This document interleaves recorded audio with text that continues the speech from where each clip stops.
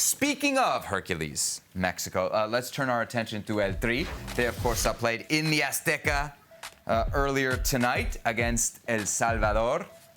Pretty simple, straightforward game in the end. They scored a goal in the 17th minute, courtesy Uriel Antuna, one of the changes for Tata Martino, who was back in the technical area after missing the trip over the weekend. 44th minute, Raul Jimenez got on the board. All right. Surprise, surprise, it was from the penalty spot. How special. Actually, Uriel Antuna drew the penalty there. You had some doubts as to whether it was a penalty or not. But my gallo, he came through. There you go. But Raul Jimenez converts, and that made it 2-0 at the half. That's how it would stay for full time. And look at this. Mexico has qualified for every World Cup since 1990, when, of course, they were banned by FIFA for using overage players in an underage tournament. That is 8 World Cups in a row for those keeping track at home. Best in the region, but very, very far from best in the world.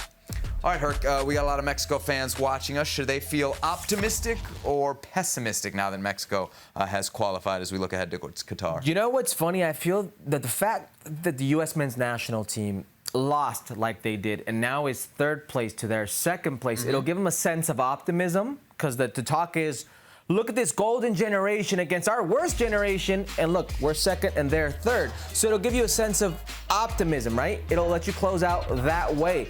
But if we're going to analyze generally the overall sentiment, it's got to be pessimistic. Okay, why? Well, look what they didn't do at home. I mean, they had a great away record. You know, the World Cup is not in Azteca.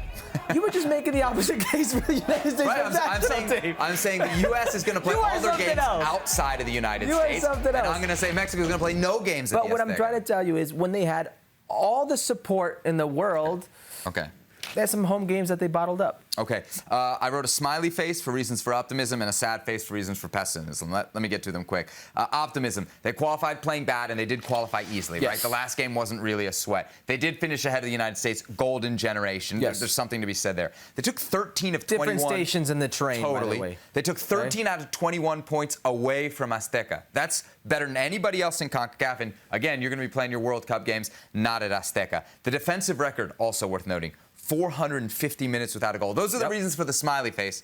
For the sad face, we got the manager tensions. We got the chant.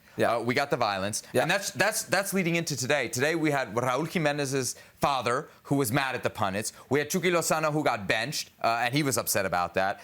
We've never seen a less dangerous Mexico. And I think at the end of the day, to advance in a World Cup, you got to score goals. This team doesn't seem like they're very capable of doing that. Well, thank you very much for watching ESPN on YouTube. For more sports highlights and analysis, be sure to download the ESPN app. And for live streaming, premium content, and let's not forget as well, ESPN FC 7 days a week. Subscribe to ESPN+.